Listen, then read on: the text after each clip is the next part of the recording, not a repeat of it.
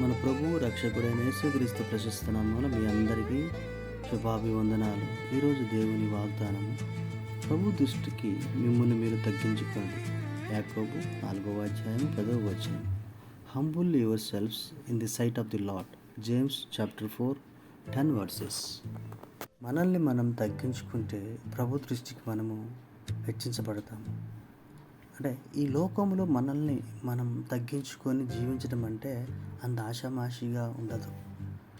తగ్గించుకోవటము, హెచ్చించుకోవటము అనేది హృదయ సంబంధమైనది. పైకి దీనత్వంగా కలిగి ఉన్నట్లు కనిపించడానికి హృదయమంతా గర్వంతో నిండి ఉండవచ్చు. తగ్గించుకొని జీవించడానికి అవసరమైన దీన మనసు పుట్టుకతోనే ఎవరికి రాదు. పెరుగుతున్న కొద్దీ, దేవుని వాక్యాన్ని అనుసరించే కొద్దీ, దేవునిలో బలపడే కొద్దీ కాలక్రమేణా మనలను, మన అలవాట్లను, మన అభిరుచులను, మన అభిప్రాయాలను, దేవుని యొక్క ఆలోచనలను విధంగా మనల్ని ఆ ప్రభావంతో నింపబడి మనల్ని మనం తగ్గించుకొని దేవుని నామాన్ని హెచ్చించే వారిలాగా జీవించడానికి మనం సిద్ధంగా ఉండటానికి దేవుని వాక్యం ద్వారా పలుకుతుంది. అంటే శరీరానుసారంగా జీవించే వారి మీద ఈ లోకం యొక్క ప్రభావం ఎక్కువగా ఉంటుందన్నమాట. అంటే మన చుట్టూ గొప్పగా జీవించే వారిలాగా మనం జీవించాలనుకుంటే వారిలా మనము కూడా ధనానికి, ఆస్తులను సంపాదించుకోవాల్సి వస్తుందని గొప్పగా జీవించే వారితో పోటీ పడేవారిగా దేవుని మీద వారు ఆధారపడరన్నమాట. దేవుని మీద ఆధారపడి జీవించే వాళ్ళు ఇతరులను చూసి వ్యసనపడకుండా వాళ్ళలాగా జీవించాలని కోరుకోవటం తప్పు. దేవుడు ఇచ్చిన దానిని తృప్తిపడి జీవించటం అనేది, దేవుని యొక్క ఇష్టానుసారంగా జీవించటం అనేది దేవునికి ఇష్టంగా ఉండే బిడ్డలు అలా జీవిస్తూ ఉంటారు.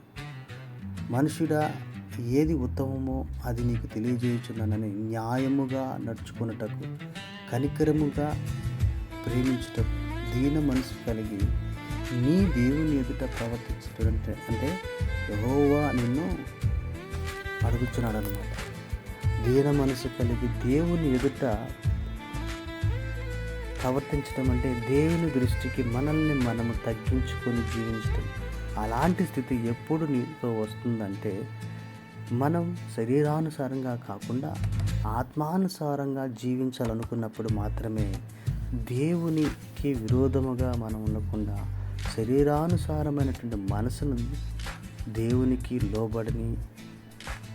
కాబట్టి మనము దేవుని ముందు తగ్గించుకొని జీవించాలి.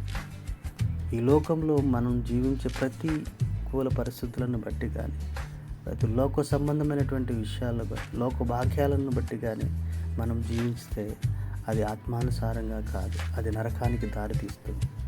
మన ఆత్మ పరలోకానికి వెళ్ళాలి అని అంటే దేవుని ముందు మనం సాగిలపడి మనల్ని తగ్గించుకొని మన దేవుని ఆత్మతో, ఆయన ఆత్మతో మనం నింపబడే విధముగా ప్రార్థించినప్పుడు, ఆయన దగ్గర, ఆయన సన్నిధులు, ఆయన దీన మనసు కలిగి మనం వెంబడించినప్పుడు పరలోక రాజ్యాన్ని మనకి ఆహ్వానం పలుకుతూ ఉంటుంది. కాబట్టి మనల్ని మనం తగ్గించుకొని నరకానికి వెళ్ళకుండా దేవుని రాజ్యానికి వెళ్ళడానికి సిద్ధంగా ఉండి, అలా వెళ్ళాలి అని అంటే నువ్వు మరి దేవునిలో ఉండాలా, నరకానికి వెళ్ళాలా, లేదా పరలోకానికి వెళ్ళాలా అనేది నీ మీదే ఆధారపడి ఉంటుంది.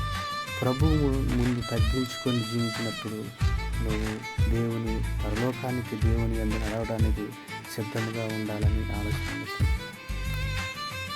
కాబట్టి మనల్ని మనం హెచ్చించుకొని నరకానికి వెళ్ళేలా కాకుండా మనల్ని మనం తగ్గించుకొని పరలోకానికి వెళ్ళేలాగా మనము సిద్ధముగా ఉండాలని, అలాంటి సిద్ధపాటు నీలో, నీ చేతుల్లోనే ఉంది అని ప్రభు వాక్యం ద్వారా మాట్లాడుతాడు. కాబట్టి దేవుని ముందు ప్రతి విషయంలోనూ నువ్వు తగ్గించుకొని జీవించడానికి సిద్ధముగా ఉన్నప్పుడు మాత్రమే పరలోక రాజ్యానికి నువ్వు వారసుడవుతావు. అట్టి మార్గము నీలో జీవించడానికి, అట్టి ఆలోచనలు నీలో ఉండటానికి, దేవుని ఆత్మతో నువ్వు నింపబడే విధముగా ఉండటానికి నువ్వు సిద్ధముగా ఉండే విధముగా నువ్వు ఉండాలి. తల వంచుకొని ప్రార్థన చేసుకుందాం. ప్రభువా, ఈ వాక్యం ద్వారా మాతో మాట్లాడి ప్రభువా, మా జీవితాలలో, మా జీవితంలో ప్రతి విషయంలోనూ మమ్మల్ని మేము తగ్గించుకొని నీ నామాన్ని హెచ్చించే విధముగా, నీ నామాన్ని హెచ్చించి ఆత్మతోనూ సత్యంతోనూ జీవించే విధముగా దీన మనసు కలవారమై నీ సన్నిధిలో నీ ఎదుట సాగిలపడి ప్రార్థిస్తున్నాము తండ్రి. మాకు పరలోక రాజ్యాన్ని మాకు దయచేయము తండ్రి. ఈ లోక సంబంధ విషయాలన్నిటిని కూడా దూరపరిచి నీ సన్నిధిలో నీ బిడ్డలుగా జీవించటానికి, మమ్మల్ని మేము తగ్గించుకొని జీవించటానికి సహాయము చేయండి తండ్రి. దయచేయమని అడుగుతున్నాం తండ్రి. నీకే మహిమ ఘనత ప్రభావాలు చెల్లించుకుంటున్నాం తండ్రి. ఆమేన్.